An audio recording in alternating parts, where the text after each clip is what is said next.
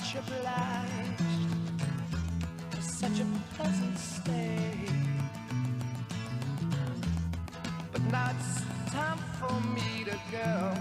Welcome back to Canada Now with Jeff Sammut. Canada Talks, Sirius XM 167. He's an author who released his first book called Hearts of Men. Mike Misavagis joins Canada Now. Hey, Mike, congratulations on the book. Thanks, Jeff. Well, you are actually a full-time contractor. You're the owner and operator of All-Star Builders and General Contracting. Writing has always been a dream of yours since you were, 5 or 6 years old? Yes, I've always been interested in it. I used to write short stories and sort of stash them under my bed. I don't have any anymore. I would love to look back on those. But yes, I'm a contractor by day. I'm actually doing that now. I've taken a bit of a break to talk to you today on air. I appreciate that, Mike. Thank you. Well, and is this a gift with your pen due to your mom? Like your mother is a poet. Yeah, my mother was a poet when we were younger. For about 20 years, she provided for us through her poetry that she sold, nationally and abroad. And so I always kind of watched her from afar and was inspired by her. I don't know that it comes naturally to me, but I certainly enjoy it.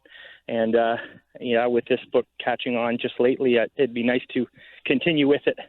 That's for sure. Well, so this book came earlier than you thought. Like, you figured you'd retire as a contractor first before pursuing a writing career. Yeah, well, they say it's always best to envision yourself and sort of manifest things and believe in yourself, and I certainly always do that. The way I saw it was after retirement, maybe I'd write seriously more after 55, 60.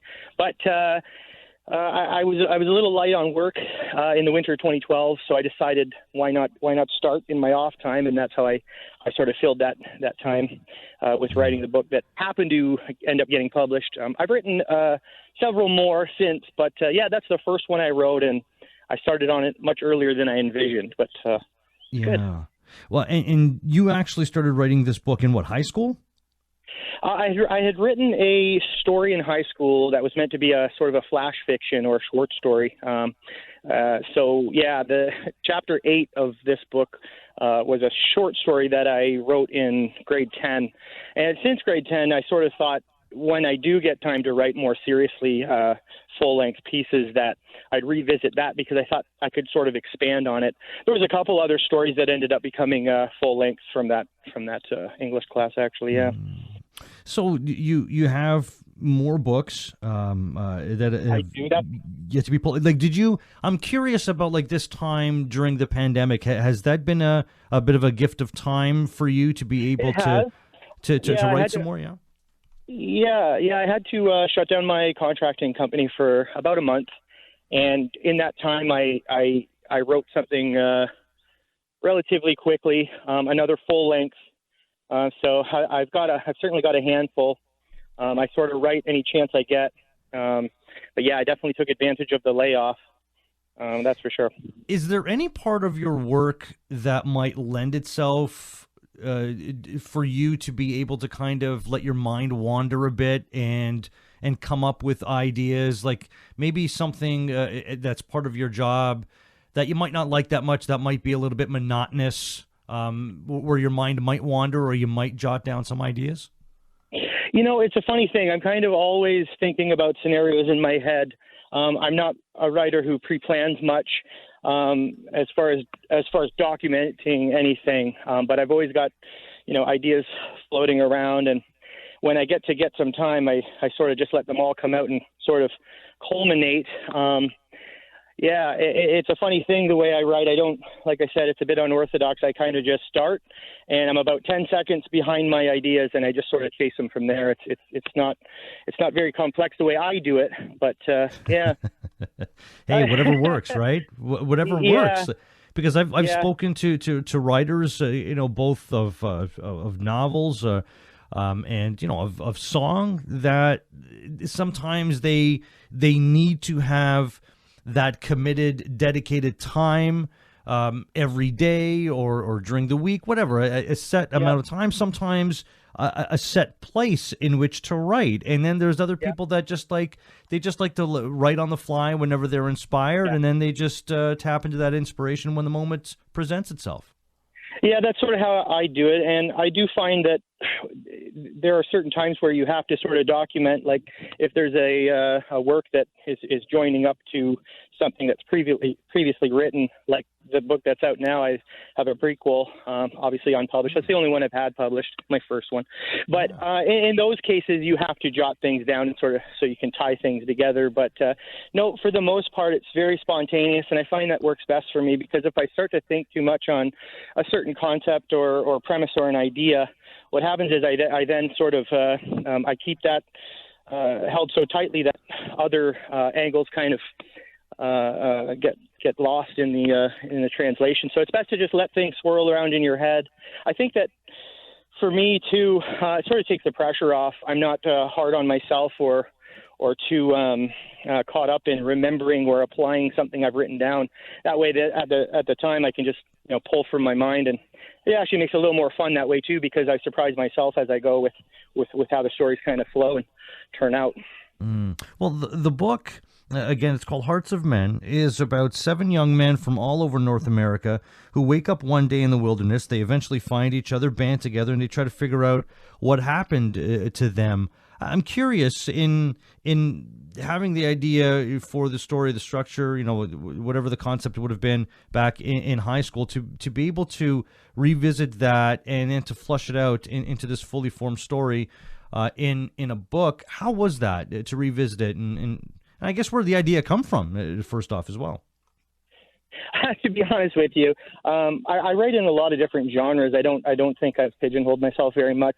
Every story I write is one to the next, but this one in particular, it's a thriller, it's a mystery, it's a bit shocking at times, and I think that what I was trying to do for those few days in class was kind of shock people into maybe getting their attention, because that chapter in particular, and at the time what was a short story, for those that have read it or will read it, chapter 8 is sort of it's definitely you'll be sort of jolted by it, and I think it was just my goal. I can't really speak on it per se. It's a bit of a spoiler, but yeah, my intention was just to sort of do something that people wouldn't expect, and so that actually made for a very good thriller, because I had this big twist sort of right out of the gate.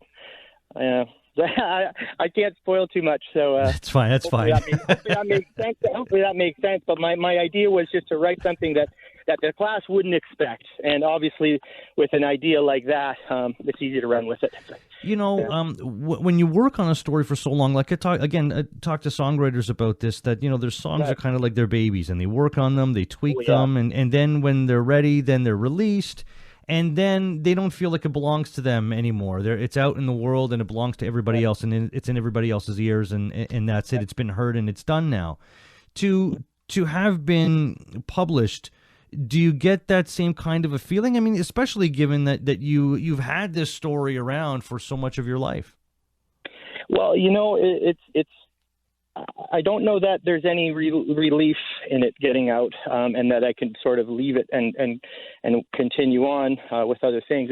It's more like the characters have been given life, if that makes sense. Yeah. A lot of times, how it feels is your story, because you're the only one that knows it and it came from your mind. It's almost as if it doesn't exist unless it gains exposure. So it's kind of like that. I'm kind of just happy that these people in the story get to live on and on and on. Each time that it's read, it sort of validates them and my creation. You sort of do create a monster too. Like, I mean, these characters sort of take on their own reality, and they do what they want. So sometimes it doesn't. Like, I mean, the book as a whole definitely feels like one of your children. I could never pick one over the other, published or unpublished. But once it's out for me, it's felt more like validation. Like these people, these characters, this story actually exists now. Yeah. But there's I don't know that I could ever let it go and turn the page. Like I read the book and I cringe, and I could probably edit it till the cows came home.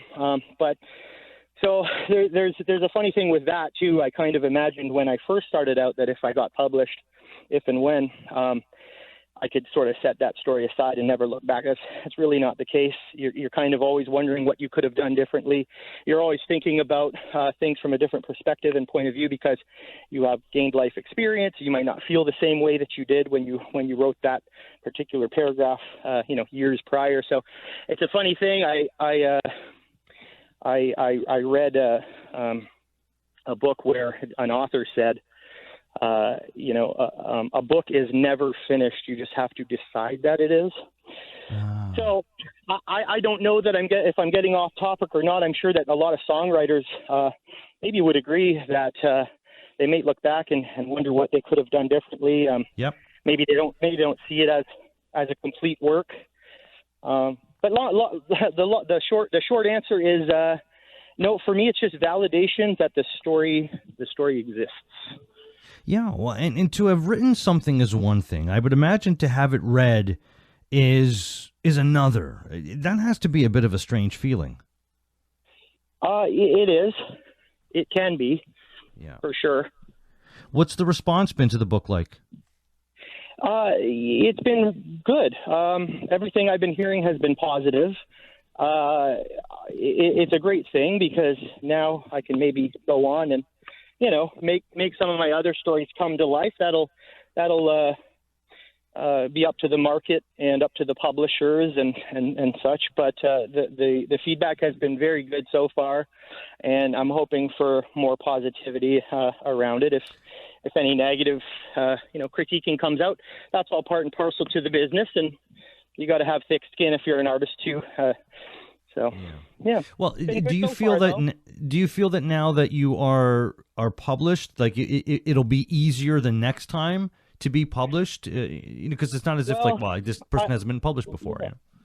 Yeah. Well, I mean, how it works as far as I know is that it's the big publishing houses that are hard to kind of get your foot in the door with. A lot of times they want you to be either previously published or previously or currently agented. So now I'm previously published. They're going to, I'm hoping, have to take a closer look at me, right, when I submit things rather than pass me by after reading, a few paragraphs. So that's going to help in the long run in the future. The current publisher gets my new work and they get a first crack at it. And if they pass, I get to shop it elsewhere. But that's another thing. They might not want to pass so much now that, the first book's come out and it's done good. Yeah. Well, the book is called Hearts of Men, author Mike Misavagis. We look forward to more books from you as well, Mike. Thank you so much for joining us. Really appreciate it. Thanks for your time, Jeff, and thanks, Canada Talks, and you guys have a lovely week. Okay, you too. Thank you. There's Mike Misavagis. Again, Hearts of Men is his book. We'll discuss Ontario's recently announced cautious restart of allowing visitors into long-term care and retirement homes that are not experiencing an outbreak amid this pandemic ahead on Canada Now. I'm Jeff Sammut. It's Sirius XM Canada Talks, Channel 167.